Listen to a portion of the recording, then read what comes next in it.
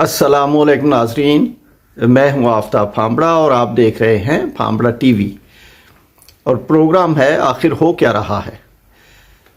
पाकिस्तान अपने बड़े नाजुक तरीन दौर में से गुजर रहा है जिसमें से बहुत सारी चीज़ें तय होना बाकी हैं।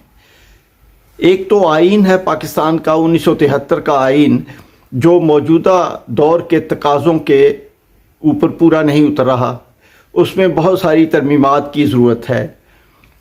और दूसरे नंबर पे पाकिस्तान में महंगाई का तूफ़ान है और जो IMF के साथ गवर्नमेंट मुआहदा करने जा रही है वो बड़ा फैटल होगा पाकिस्तान के लिए, पाकिस्तानी अवाम के लिए।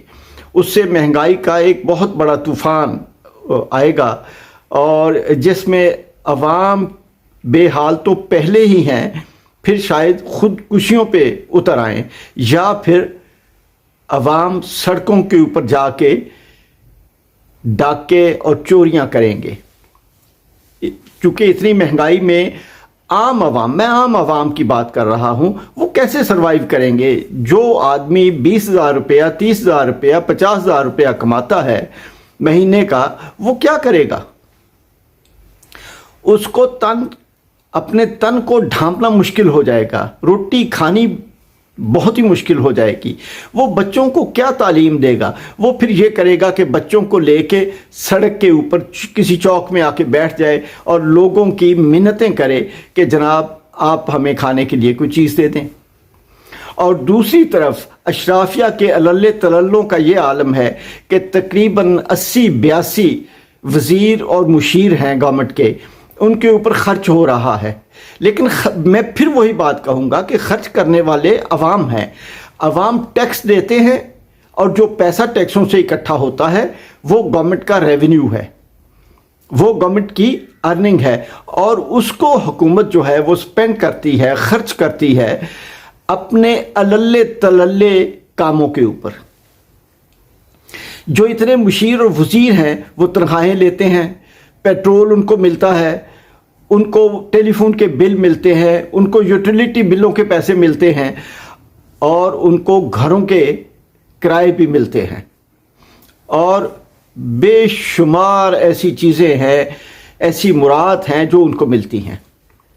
और वो सारे का सारा पैसा अवाम का जो कलेक्ट होता है वो इनके ऊपर खर्च होता है। फिर तीसरे नंबर पे इन लोगों ने अपने अपने तैयारे ख़रीदे हुए हैं। वज़ीर आज़म का अपना तैयारा, आर्मी चीफ का अपना तैयारा, किसी और का अपना तैयारा, गवर्नर का अपना तैयारा।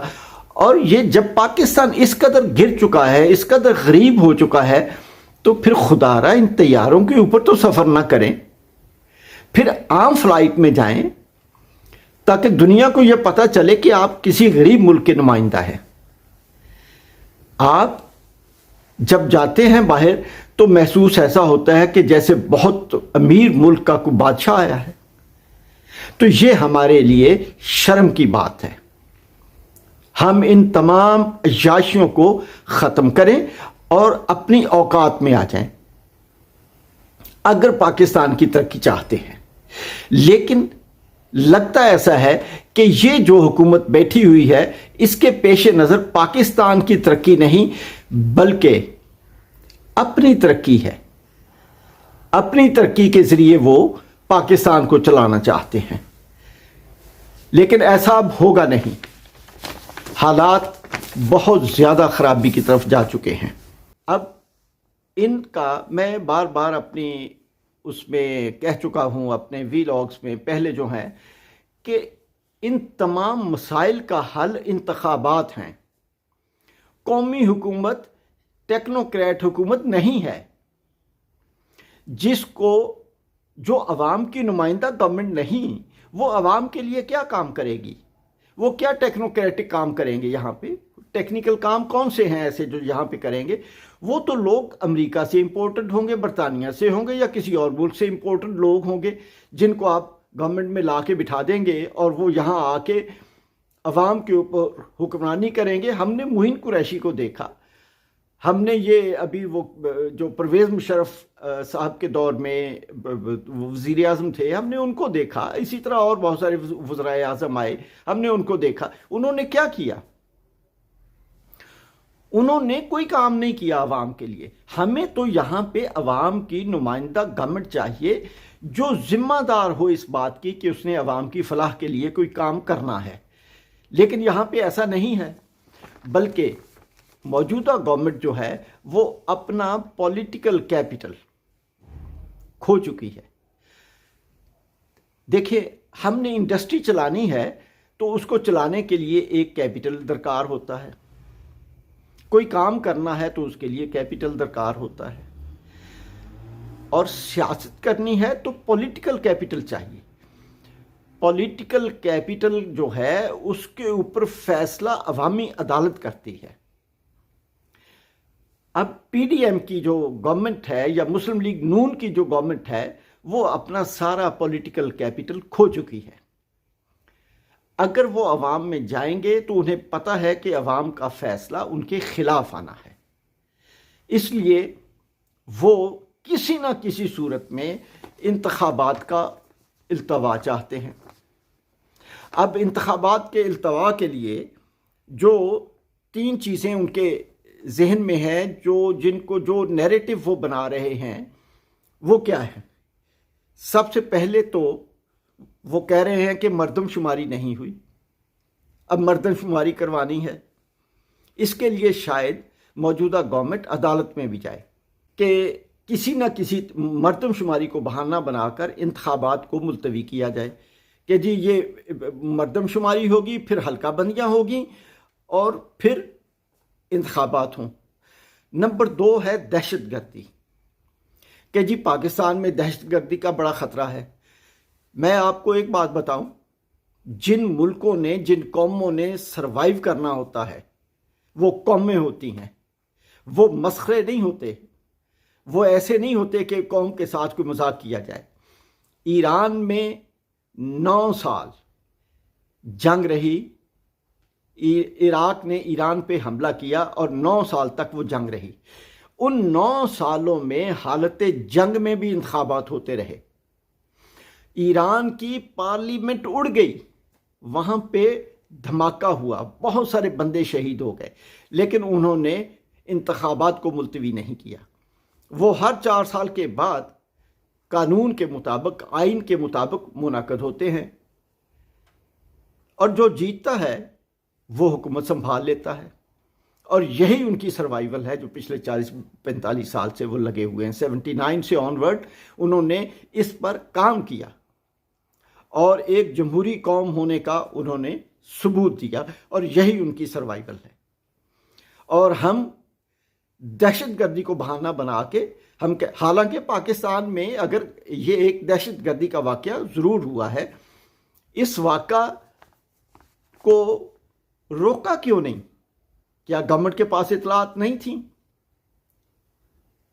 کیا انٹیلیجنس اداروں نے کوئی رپورٹ نہیں کیا تھا کہ دہشت گردی ہونے والی ہے؟ اگر ہونے والی ہے تو پھر روکا کیوں نہیں؟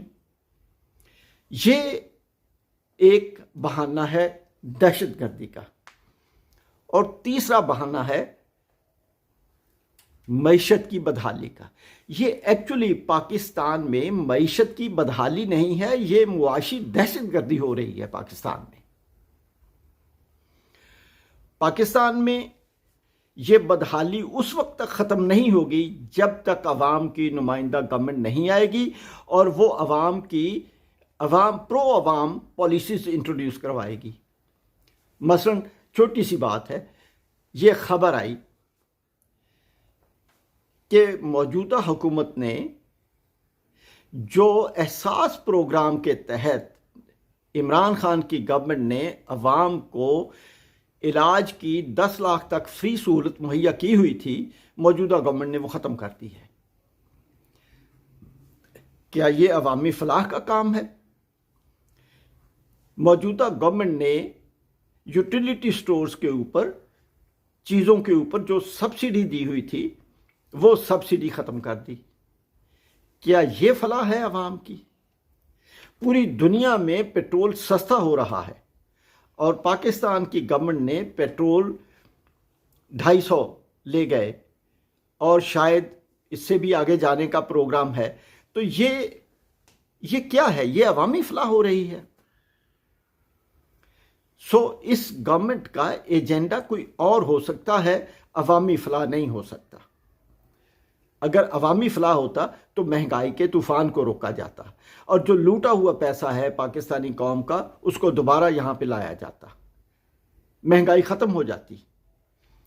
عوام کو اعتماد نہیں ہے، ڈالر باہر سے نہیں آ رہے، جو پاکستانی باہر کے ملکوں میں کام کر رہے ہیں وہ اس خوف کے مارے کہ موجودہ حکومت ہے اور یہ شاید یہ گورنمنٹ جو ہے اس پیسے کو ایمانداری سے خرچ نہ کرے، اس لیے وہ پیسہ نہیں بھیج رہے، اور یہ بھی ایک وجہ ہے اس حکومت کی ناکامی کی۔ اگر یہ معاملات اسی طرح بڑھتے رہے تو پھر شاید حکومت کی یہ خواہش پوری ہو جائے کہ ان کو کوئی اور آ کے ہٹا دے، یعنی یہ کسی نہ کسی طریقے سے شہید ہونا چاہ رہے ہیں کہ کوئی آ کے ان کو ہٹا دے اور یہ کہیں کہ جی ہمیں تو فلاں نے آ کے ہٹا دیا۔ لیکن مجھے لگتا ہے کہ اگر کوئی ایسا موقع بھی آیا تو انشاءاللہ پھر بے رحمانہ احتساب ہوگا اس پاکستان کو بچانے کے لیے، اس پاکستان کے 24 کروڑ لوگوں کو بچانے کے لیے بے رحمانہ احتساب ہوگا، اور پھر پاکستان جو ہے وہ اوپر کی طرف فلائی کرے گا۔ اب بھی ان مسائل کا حل عام انتخابات ہے جن کا فوری طور پہ اعلان ہونا چاہیے۔ اجازت چاہوں گا۔ اللہ حافظ۔ پاکستان زندہ باد۔